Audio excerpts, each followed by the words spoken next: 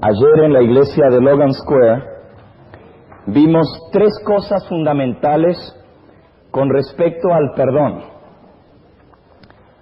Número uno, vimos que el perdón fue provisto por Cristo sin que nosotros lo hubiésemos pedido ni hubiésemos hecho nada para conseguirlo.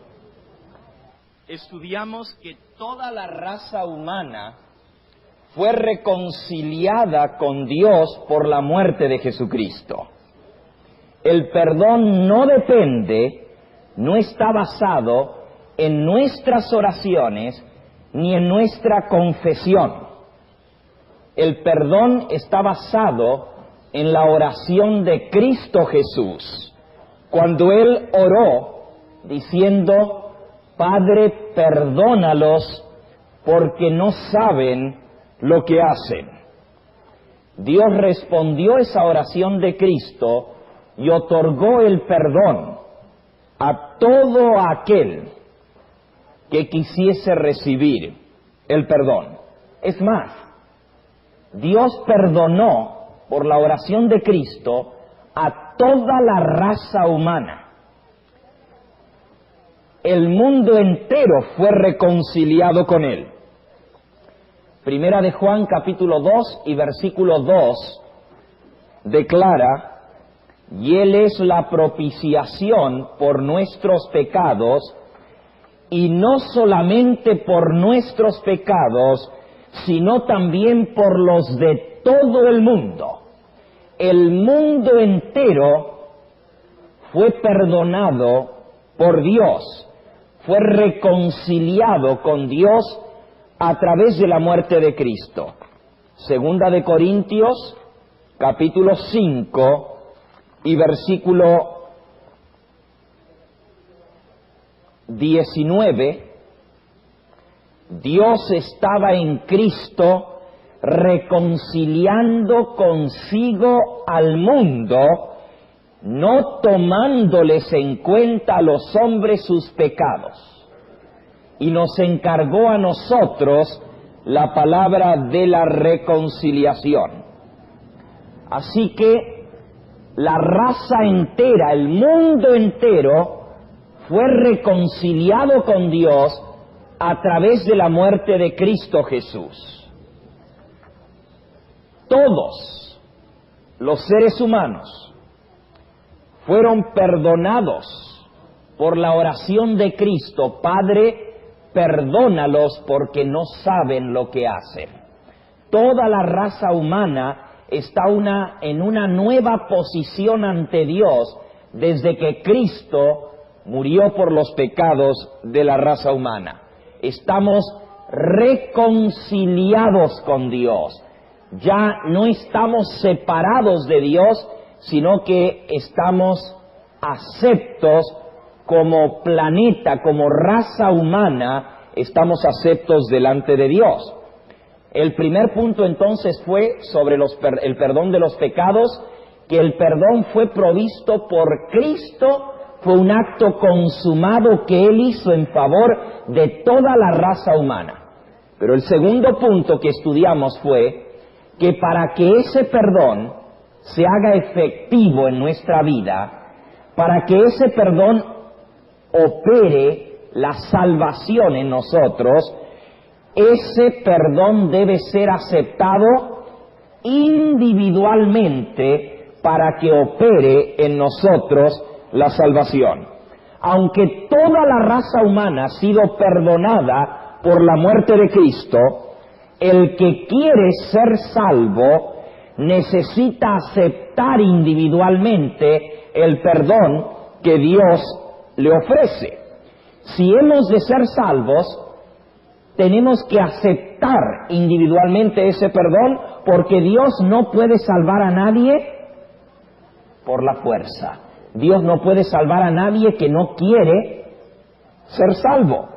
Dios respeta la individualidad y la decisión, el libre albedrío de cada individuo. Aunque todos estamos perdonados, aunque la sangre de Cristo es suficiente para perdonar a todo pecador que haya vivido o que viva sobre este planeta. Sin embargo, si yo quiero que ese perdón se aplique a mi vida, si yo quiero ser salvo a través de ese perdón, yo tengo que aceptar el perdón que Dios ofrece. Y terminamos viendo ayer que nadie, absolutamente nadie se perderá por los pecados que haya cometido. Si alguno se pierde, es porque no quiso aceptar el perdón que Dios ofrece. Pero de todos esos pecados estamos perdonados. El Señor nos perdonó en la cruz del Calvario. Ahora, hasta aquí lo que hemos visto es sencillo. Es fácil de entender y fácil de aceptar. Pero el tercer punto sobre el perdón de los pecados que estudiamos ayer es un poquito más difícil de entender y de aceptar. Y por eso le vamos a dedicar todo el estudio en esta noche. Y el tercer punto es este: el perdón, una vez que ha sido aceptado por el individuo, llega a ser un estado permanente para el cristiano. En otras palabras, vivimos siempre perdonados en Cristo. Y si yo he aceptado el sacrificio de Cristo en mi vida, si he aceptado el perdón que Él me ofrece, estoy perdonado siempre, aún antes de que pida perdón y confiese mis pecados, ya Dios me ha perdonado. Ahora, este punto es un poquito más difícil de aceptar y de entender. Por eso vamos a desarrollar sobre él. Y antes de que entremos a explicar más profundamente este asunto, yo tengo que calificar lo que he dicho. Tengo que explicar a qué pecados me estoy refiriendo, porque la Biblia menciona que hay dos tipos de pecados. Hay dos tipos de pecados. Vamos a leerlo. En el libro de Números, en el capítulo 15, dice en el versículo 26. Números 15, 26. Y será perdonado a toda la congregación de los hijos de Israel y al extranjero que mora entre ellos, por cuanto es yerro. Versículo 27. Si una persona pecare por yerro,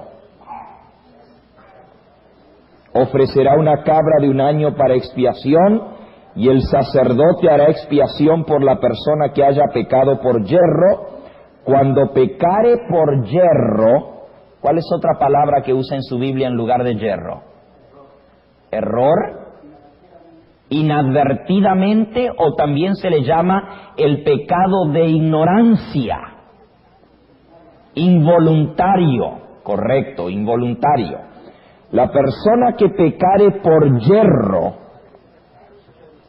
dice, delante de Jehová, el sacerdote hará expiación por esa persona. Cuando pecare por yerro delante de Jehová, la reconciliará y le será perdonado.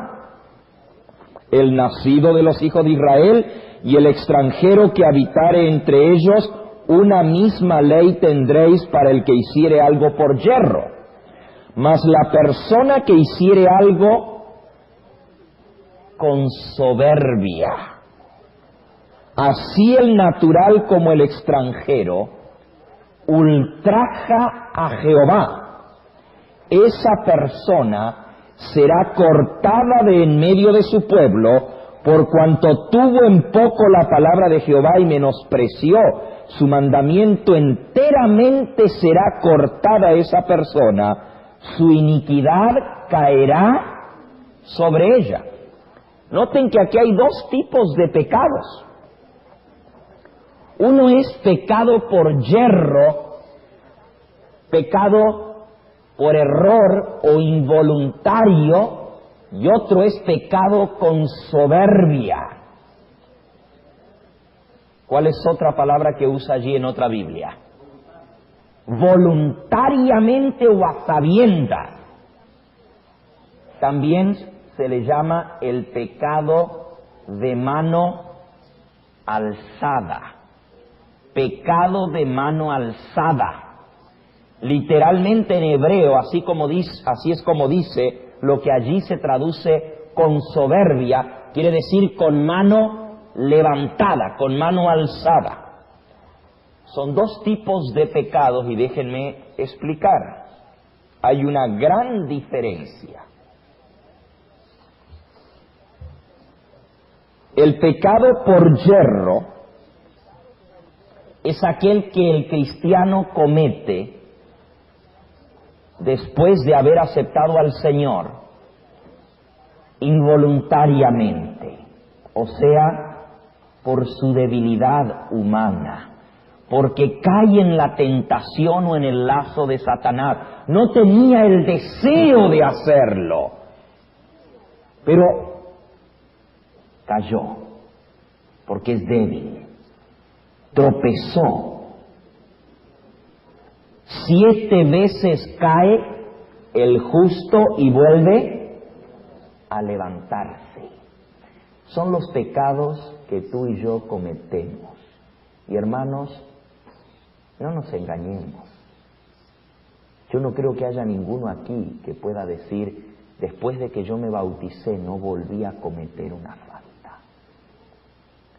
Tú y yo sabemos que a veces perdimos la paciencia. A veces nos enojamos y respondimos en forma brusca. A veces no tratamos a nuestra esposa o a nuestro esposo como debiéramos haberla tratado, como Cristo nos trata a nosotros. A veces no fuimos totalmente veraces en nuestro trato con los demás. Hay cosas que tú y yo cometemos y de más está que la neguemos. No es que querramos ofender a Dios, o no, lejos esté de nosotros quererle ofender porque le amamos, pero tú y yo somos humanos y cometemos esos tipos de errores. En la Biblia se le llama pecado por yerro. Pecado sin soberbia, sin rebeldía,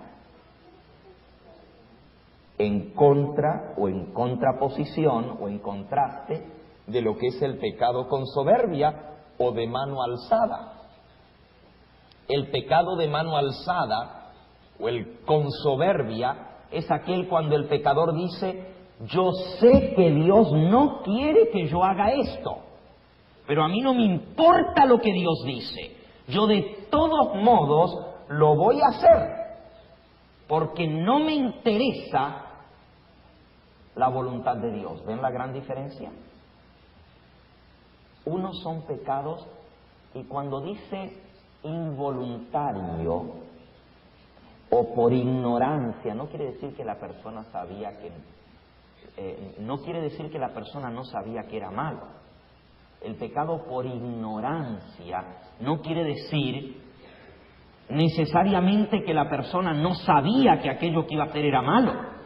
Lo que quiere decir es que por su debilidad humana, por yerro, o sea, porque cometió una falta contra su voluntad, no era su verdadero deseo actuar de esa manera, pero como dice el refrán, se le subió el indio. En un momento de descuido, cometió aquella falta. Ese es un pecado por yerro. El pecado con soberbia. es lo mismo que el pecado de apostasía. Es cuando la persona a sabiendas rechaza la voluntad de Dios en su vida y dice: no voy a hacer lo que Dios dice, porque no se me da la gana hacerlo. Es un pecado de rebeldía. Se le llama en la Biblia pecado de apostasía. Es la persona que le da la espalda a Dios y dice: ya yo no quiero hacer tu voluntad, yo quiero hacer lo que a mí me gusta. Hay una gran diferencia, hermanos, y aún pecados que nosotros cometemos a sabiendas y que sabemos que es malo, no quiere decir que son pecados de rebeldía, porque inmediatamente que hacemos aquello malo, la conciencia nos remuerde y decimos: Señor, ¿cómo pude volver a hacer esto? Tú sabes que yo no quería hacerlo. Perdóname, Señor. Ese es el pecado por yerro, por debilidad humana. Vuelvo a repetir, no es lo mismo que el pecado con soberbia. El pecado con soberbia, la persona le da la espalda a Jesús, le dice: no quiero más hacer lo que tú me dices. Yo no me estoy refiriendo a este pecado. Cuando digo que la persona que ha aceptado el perdón y ha aceptado al Señor en su vida vive en un completo estado de perdón, no me refiero a ese tipo de pecado. ¿Ok? Porque si ustedes se fijan en el libro de Números, dice que para ese pecado el sacerdote no podía hacer nada. La persona tenía que ser cortada de su pueblo. No había sacrificio para ese pecado. En el libro de Hebreos se nos habla de esta misma diferencia de estos pecados. Hebreos capítulo 10, dice el versículo 26: porque si pecáramos voluntariamente, Hebreos 10, 26, después de haber recibido el conocimiento de la verdad, ya no queda más sacrificio por los pecados, sino una horrenda expectación de juicio y hervor de fuego que ha de devorar a los adversarios. El que viola la ley de Moisés por el testimonio de 2 o 3 testigos muere irremisiblemente. ¿Cuánto mayor castigo pensáis que merecerá el que pisoteare al Hijo de Dios, el que tuviere por inmunda la sangre del pacto en la cual fue santificado e hiciere afrenta al Espíritu de gracia? ¿Ven la diferencia? Este es un pecado, aquí se le llama voluntario contra Cristo. Es tener por inmunda la sangre del pacto, es resistir al Espíritu Santo, es hacer lo que yo quiero dándole la espalda a Dios. Yo no me estoy refiriendo a esos pecados. Para esos pecados, aquí dice: ya no hay sacrificio, sino horrenda expectación de juicio. Déjenme explicar un poquito más, porque muchos no entienden esto. Anteriormente, antes de que Cristo muriese en la cruz, cuando una persona pecaba, traía arrepentido un animalito, colocaba sus manos sobre aquel animal, confesaba su culpa y el sacerdote hacía la expiación por el pecado. Pero la persona que se rebelaba abiertamente, y en Números capítulo 15 nos da el ejemplo del que se rebela con soberbia en contra de Dios. Inmediatamente después del versículo que leímos, que es el 27, en el 28 da el ejemplo del rebelde, el que a sabiendas que Dios había mandado santificar el sábado, fue a recoger leña delante de todo el pueblo como un desafío contra Dios, diciendo: a ver, Tú dijiste que el que trabaja en sábado tiene que morir. A ver qué es lo que me pasa en un desafío abierto contra Dios. Ese es el pecado de apostasía. Para ese pecado no hay perdón para el cristiano, porque ha rechazado el perdón. ¿Entienden? Él no quiere ser perdonado porque está rebelde, porque él quiere ir en contra de Dios. No busca ser perdonado, ni acepta el perdón que Dios le ofrece. Ese es el pecado contra el Espíritu Santo, el que hace afrenta contra el Espíritu Santo. El que no quiere ser perdonado no puede ser perdonado. Volvemos a los puntos que hemos enfatizado. El pecado puede ser perdonado y está perdonado por Cristo desde que Él pagó por esos pecados. Pero para que ese pecado me sea quitado de mi vida, yo tengo que aceptar el perdón que Dios me ofrece. Pero si yo no quiero aceptar el perdón, no puede haber perdón para mí. No porque Dios no quiera perdonarme, porque Él ya me perdonó, pero si yo no acepto el perdón, no hay perdón. ¿Está claro? Ok. Habiendo explicado esto, ahora sí voy a entrar a explicar este asunto de que una vez que el cristiano ha aceptado a Cristo, vive en un estado de continuo perdón.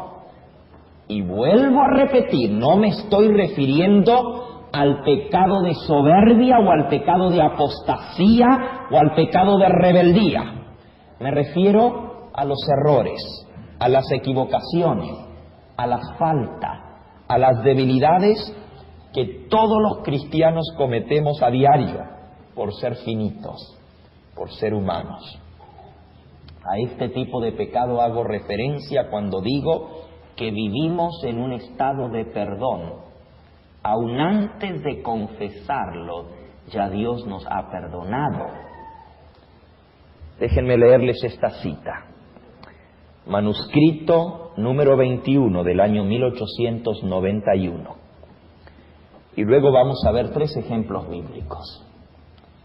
Esta cita dice así: el perdón y la justificación son una y la misma cosa. ¿Qué cosas son iguales? El perdón y la justificación. Por la fe, el creyente pasa de la posición de un rebelde, de un hijo del pecado y de Satanás, a la posición de un súbdito real de Cristo Jesús, no por bondad inherente en él, sino porque Cristo lo recibe como hijo suyo por adopción. El pecador recibe el perdón de sus pecados porque estos pecados son cargados por su sustituto y garante.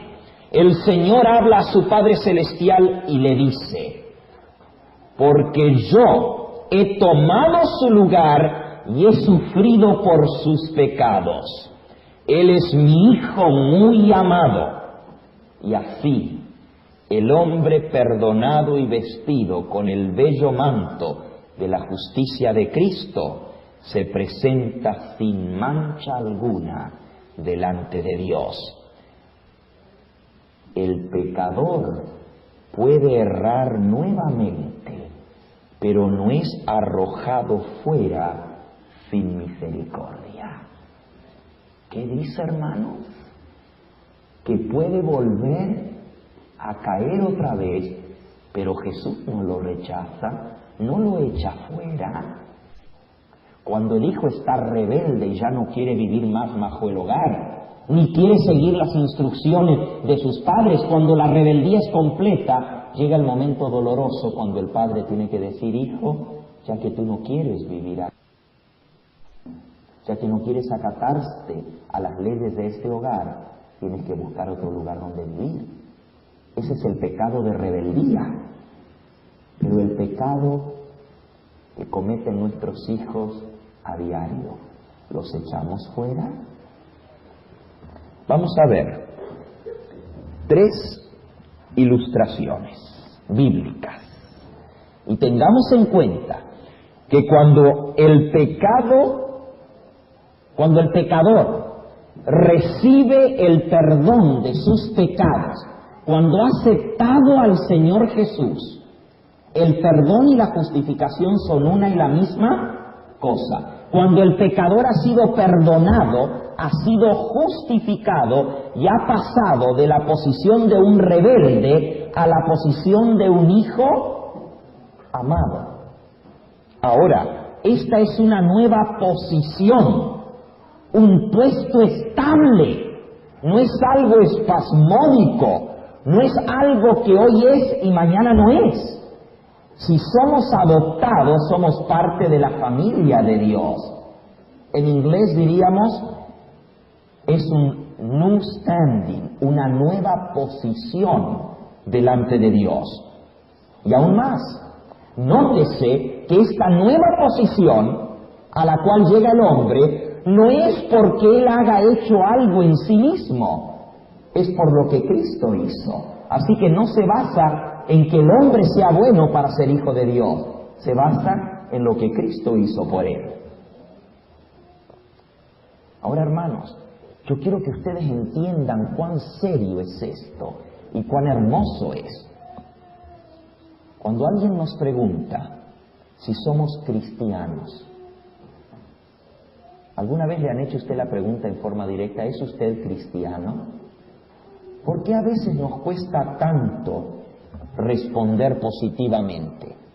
A veces decimos, bueno, estoy tratando de serlo. ¿No han oído ustedes a personas que contestan así? ¿Es usted cristiano? Bueno, creo que sí.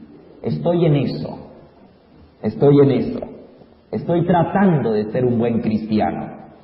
¿Qué pensarían ustedes si me preguntasen, Pastor Gambetta, ¿usted es casado? Y yo dijese, bueno, estoy tratando de serlo. Estoy en eso. Creo que sí. ¿Cómo sonaría? Ridículo, ¿verdad? Pues hermanos, así de ridículo es pensar que el ser cristianos depende de nosotros mismos. El ser cristiano significa estar en un estado de comunión y permanencia con Cristo. Significa que hemos llegado a ser suyos. Lo que debemos comprender, y hermano, yo no sé cómo meterte esto en tu cabeza de alguna manera, lo que debemos comprender es que no somos cristianos por nuestras obras, por lo que somos. Somos cristianos porque tenemos a Cristo, porque somos de Él, no porque yo sea bueno llegué a ser cristiano, no porque yo haya cambiado mi carácter ahora soy cristiano. Llegué a ser cristiano porque acepté a Cristo, porque fui justificado por Él. Y desde que lo acepté, estoy en una nueva posición de hijo de Dios. Ya no es un asunto de si soy o no soy pecador. El asunto es si tengo o no tengo a Cristo. No longer the sin issue. It's the son issue. El que tiene al Hijo, tiene la vida. El que no tiene al Hijo, no tiene la vida. Yo no soy cristiano por lo que soy, sino por tener o no tener a Cristo. Ahora es obvio que el cristiano que tiene a Cristo, va a haber un cambio en su vida, pero ese es el fruto y no es lo que me hace cristiano. Entendamos esto, un árbol de manzanas no es manzano porque da manzanas.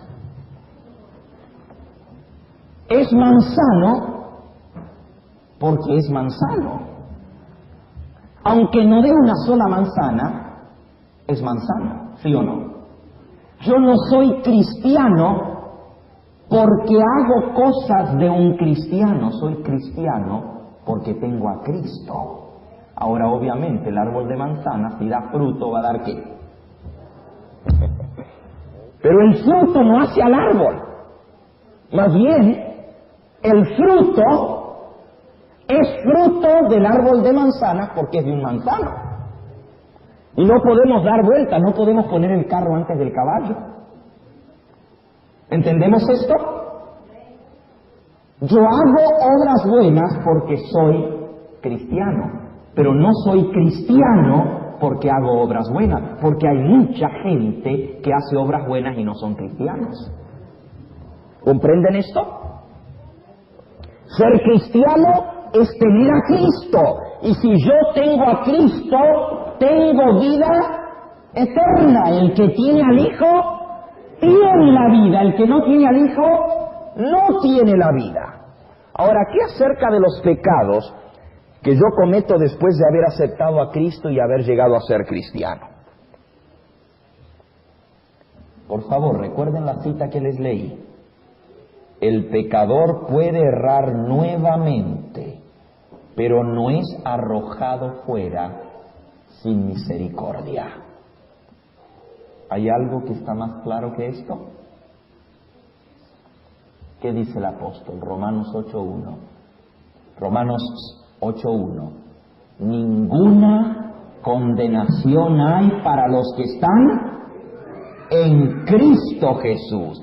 Comparecemos ante Dios perdonados, no condenados, perdonados delante de Dios si estamos en Cristo Jesús. Y este estado de perdón es un estado en el cual yo estoy mientras permanezco en Cristo. Ah, dicen ustedes. Pero si yo peco, ya no estoy en Cristo. ¿Correcto? A lo menos temporariamente. Si peco, me salí de Cristo y tengo que confesar mi pecado para volver a estar en Cristo, ¿correcto? Hermanos, ¿creen ustedes que se puede tener una relación de esa manera? Un momento ser de Cristo y al próximo momento ya no serlo, y luego a los 10 minutos volver a ser de Cristo, y luego a la media hora ya no ser de Cristo. ¿Cómo es eso? La mensajera del Señor nos dice, o somos decidida enteramente cristianos, o no lo somos en absoluto. O soy o no soy, pero no hay término medio. ¿Qué dijo el Señor Jesús? Mateo 12:30. El que no está conmigo, contra mí es, y el que conmigo no recoge ¿qué? Desparrama. O somos cristianos o no lo somos. No hay término medio. O estamos en Cristo o no lo estamos. Ahora hay muchos que creen que cuando un cristiano peca, cae de la gracia y no está más en Cristo hasta que no se arrepiente y confiesa su pecado.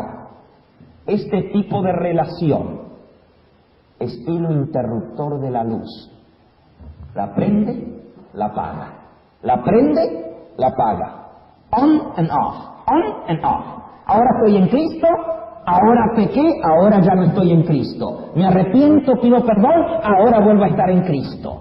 ¿Ustedes encontraron ese tipo de relación en la Biblia? Yo no leí en ninguna parte que dice que es como el interruptor de la luz. Algunos piensan que el estar en Cristo es como el paraguas. Cuando usted está debajo del paraguas, está bajo la gracia. Peca, está fuera de la gracia.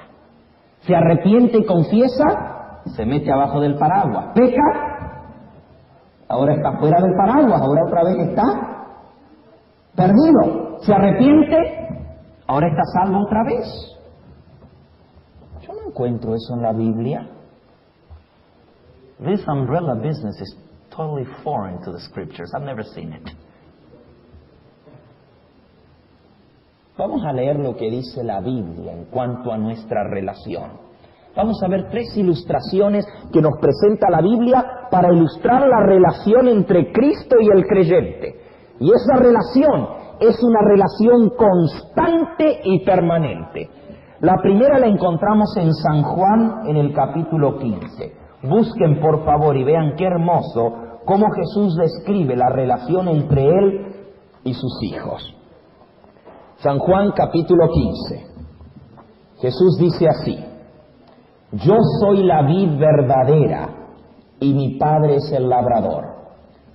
Todo pámpano que en mí no lleva fruto lo quitará, y todo aquel que lleva fruto lo limpiará para que lleve más fruto. ¿Qué cosa es un pámpano? ¿Qué es un pámpano? Todos ustedes han visto una vid, ¿no es así? Un viñedo.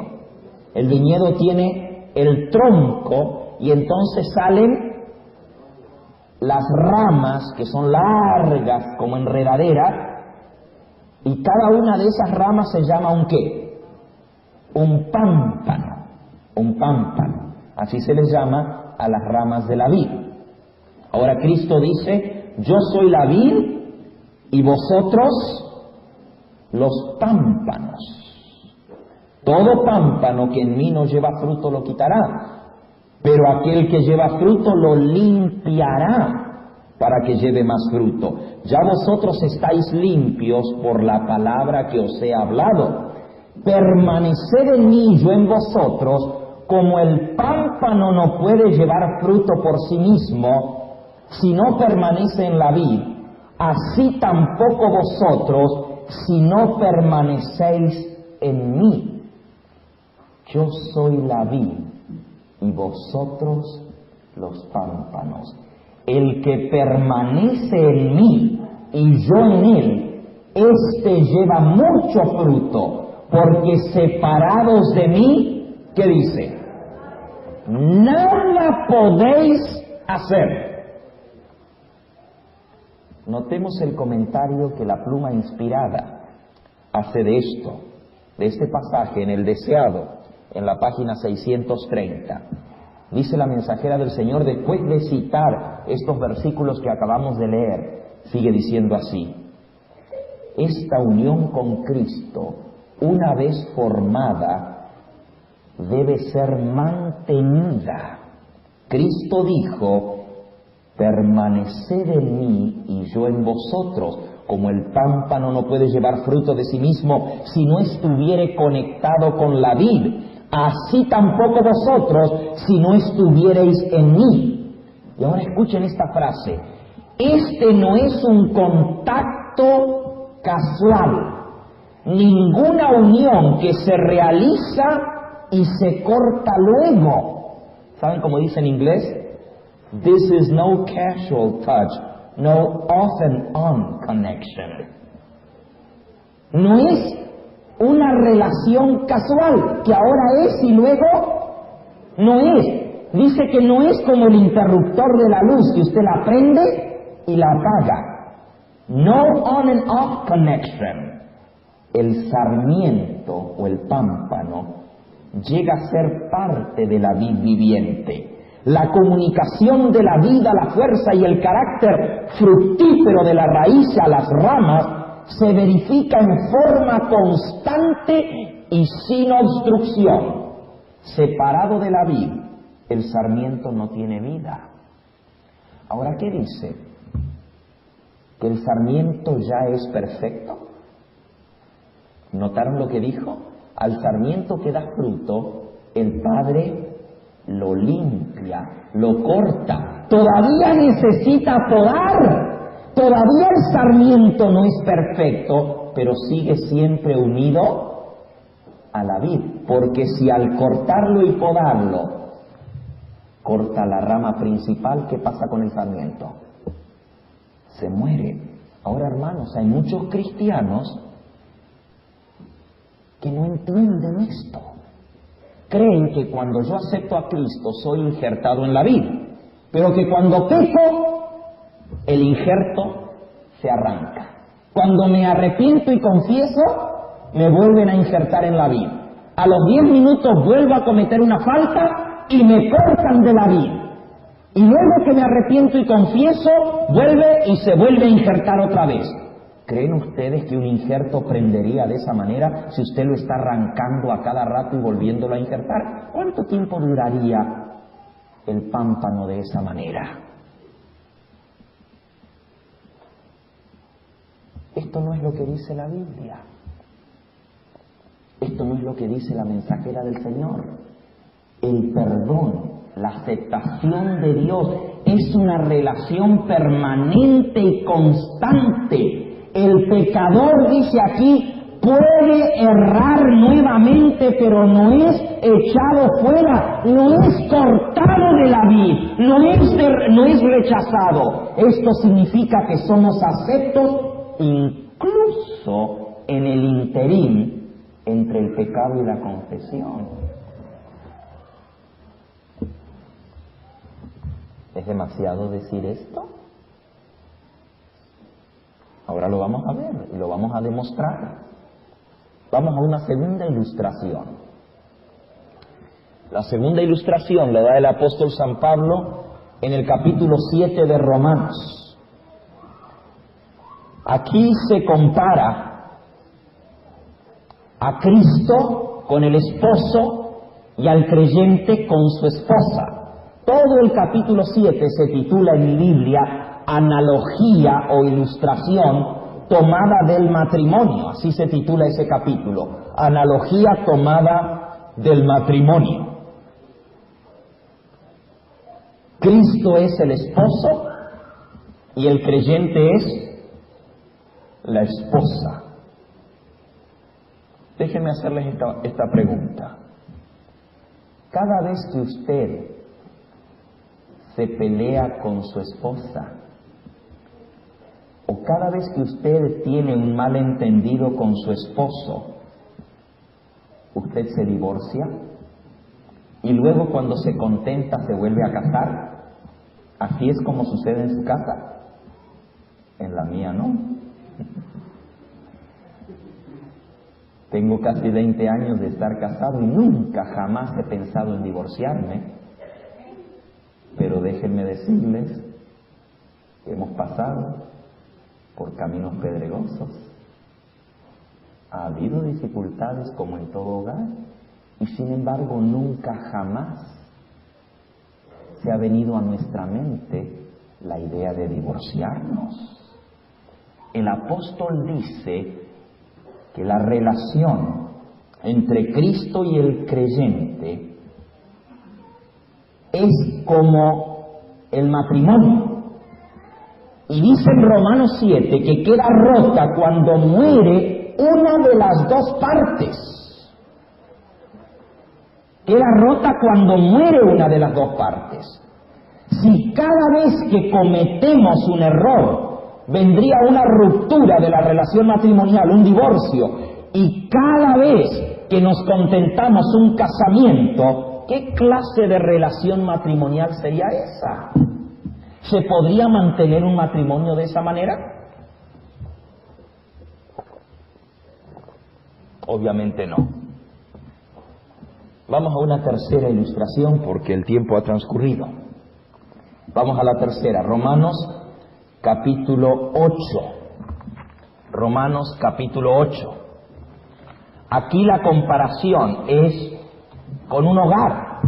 Noten, la primera comparación es con la vid, la segunda con el matrimonio, la tercera, Cristo es como el Padre y nosotros somos sus hijos adoptivos. Dios es el Padre y nosotros somos recibidos en la familia como hijos. Vean el capítulo 8, versículo 14 en adelante. Porque todos los que son guiados por el Espíritu de Dios, estos son hijos de Dios. Pues no habéis recibido el espíritu de esclavitud para estar otra vez en temor. ¿Para estar otra vez en qué? En temor. Sino que habéis recibido el espíritu ¿de qué? De adopción, por el cual clamamos, Abba, Padre.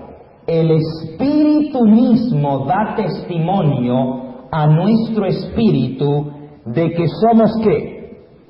Hijos de Dios. Y si somos hijos, también somos ¿qué? Herederos.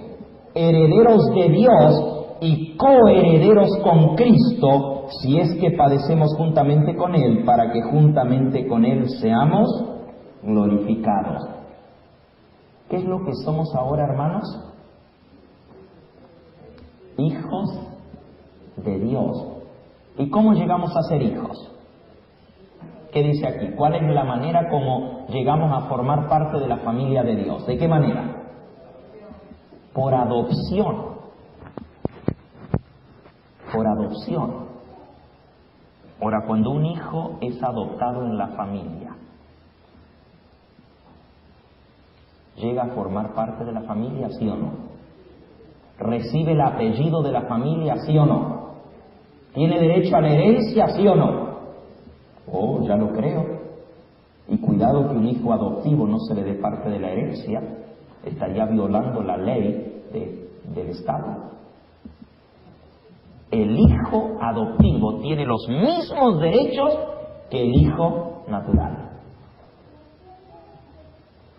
Ahora, ¿qué pensarían ustedes de un padre que echase de la casa a su hijo cada vez que éste cometiese una falta y no lo volviese a recibir hasta que el hijo dijese: lo siento, papá?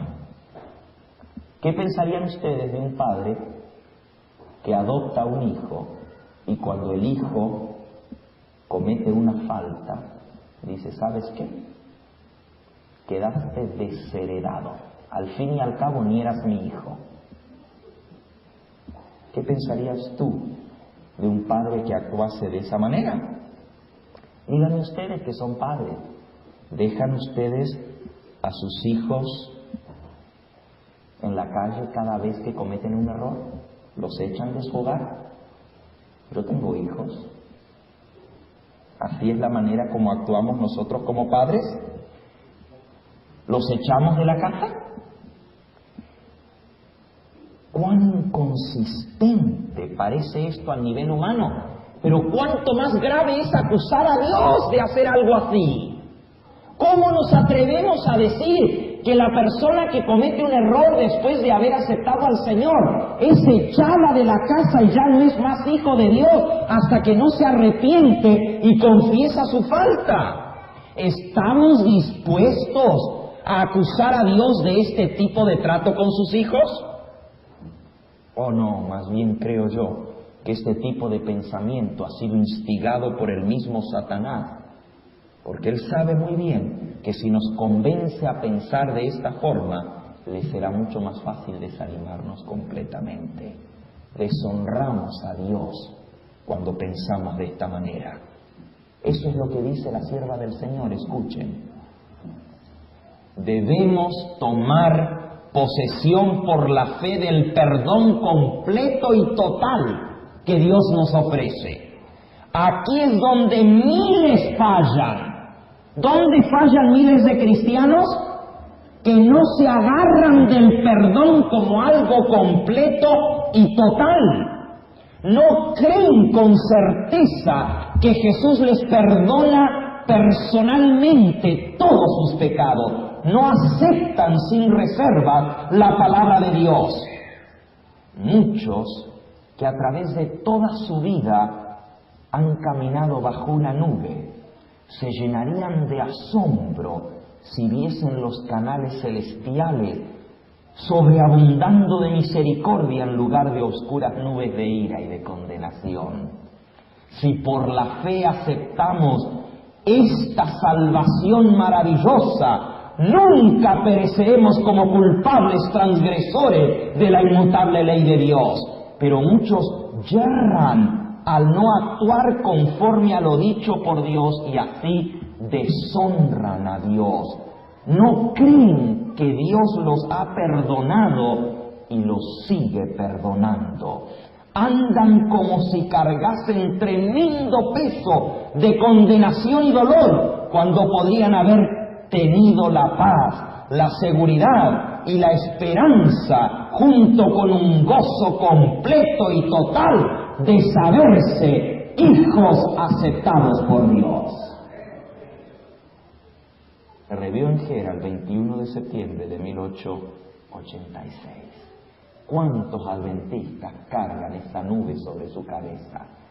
Piensan que cada vez que cometen un error, Dios los desecha.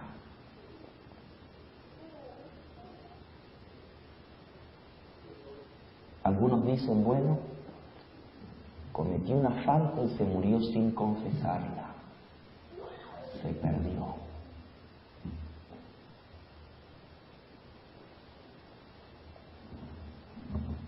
¿Qué pasa si tú has aceptado al Señor?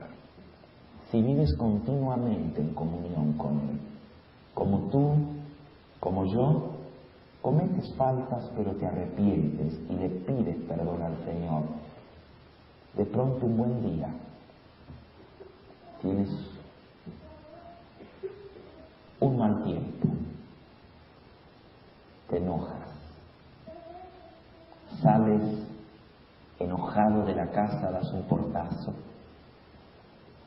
Y yo no digo que debiera ser así, pero digo que pasa, porque somos humanos. Te subes al carro y como vas enojado y ofuscado, no ves el peligro, tienes un trágico accidente y allí termina tu vida. No tuviste tiempo. Si hubieses vivido quizás una hora más, hubieses regresado a la casa arrepentido a pedir perdón. Porque así es. Porque cuando somos cristianos genuinos, reconocemos nuestro error y humildemente hacemos las paces. ¿No es así? Esa no es la vida del cristiano. Pero ¿y si no tuviste la oportunidad? Si te mataste en el freeway, hay muchos fariseos en la iglesia que dirían, bueno, lo cogió la muerte sin arrepentirse, se perdió. ¿Quieres saber lo que yo pienso? El martes te lo digo. El martes te lo digo. ¿Qué pasa entre la confesión, entre el pecado y la confesión? Si lo que hemos visto ahora es verdad, si vivimos en un estado de perdón, ayer por la mañana vimos que el padre perdonó al hijo pródigo. ¿Desde cuándo? ¿Desde cuándo lo perdonó? Desde que se fue de la casa, lo estaba esperando que regrese. Ya lo había perdonado. Ahora alguno puede preguntarse, pastor, pero ¿y entonces la confesión no es necesaria?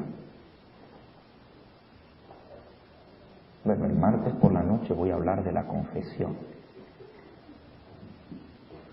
Y si tú pensabas faltar el martes, no puedes hacerlo. Más bien debes coger tu teléfono y avisarle a los hermanos que no vinieron hoy, que no se pierdan el martes, porque es un tema muy importante, porque vamos a cambiar el concepto que tenemos de la confesión de los pecados. Quiero terminar en esta noche con una ilustración. Un pequeño niño se dirigió al guardia junto al gran monumento de Lincoln. ¿Algunos de los que están aquí han visitado Washington, D.C.? Creo que sí, algunos han estado. Ese monumento es impresionante, de mármol, grandioso, se ilumina de noche, con luces que se ven desde lejos en la ciudad. Está sobre más de 100 escalinatas, parece un palacio de mármol blanco, y en medio de esas columnas está el presidente Abraham Lincoln, en una estatua 10 veces más grande que el tamaño normal de una persona, sentado sobre su silla presidencial. Un pequeño niño se dirigió al guardia junto al gran monumento de Lincoln y apretujando entre sus deditos los ahorros de toda su vida, trata de conseguir la atención del guardia.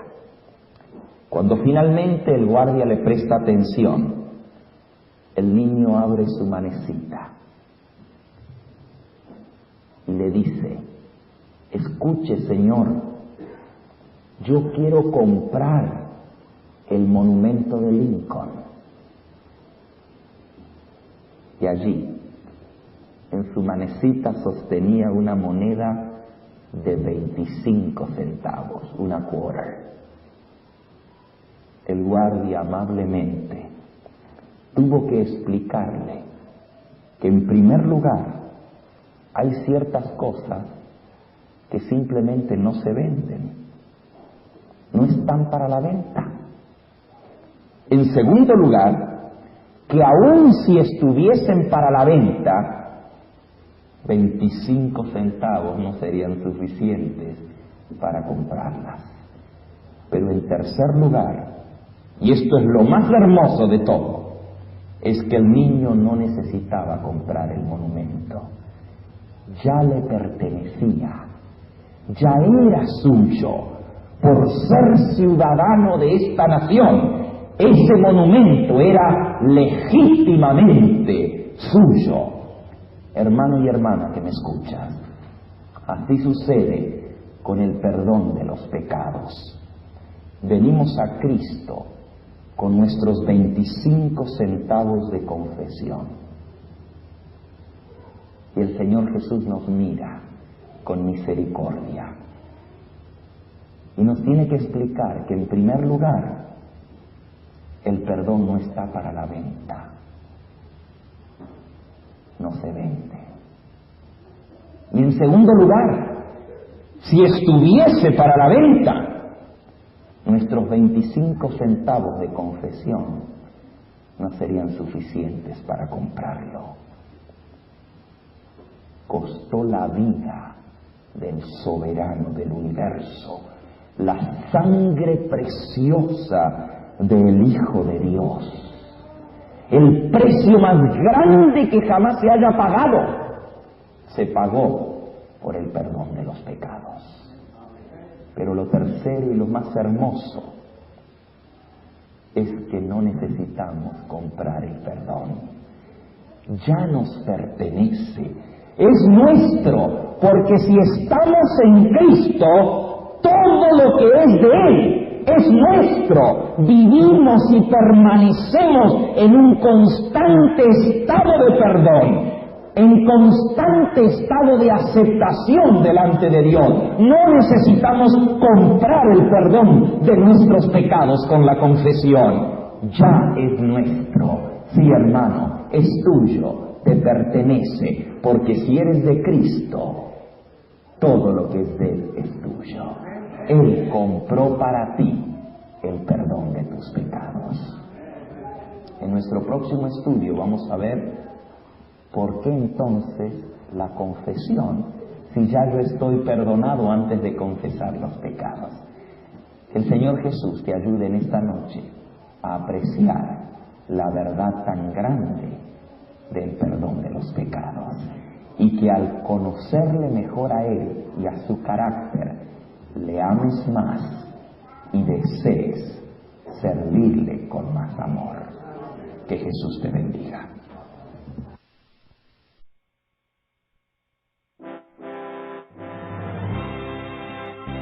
Agradecemos al pastor Gambetta por su valioso aporte a la proclamación del mensaje adventista. Visite su página en internet www.elevangelioeterno.com. La grabación de este tema en formato digital es un servicio del Ministerio Evangelio Eterno. Para obtener gratuitamente estudios selectos de la Biblia y de los escritos de Elena G. de White, o para solicitar nuestras publicaciones impresas, diríjase a www.hogarysalud.com y www.evangelioeterno.com.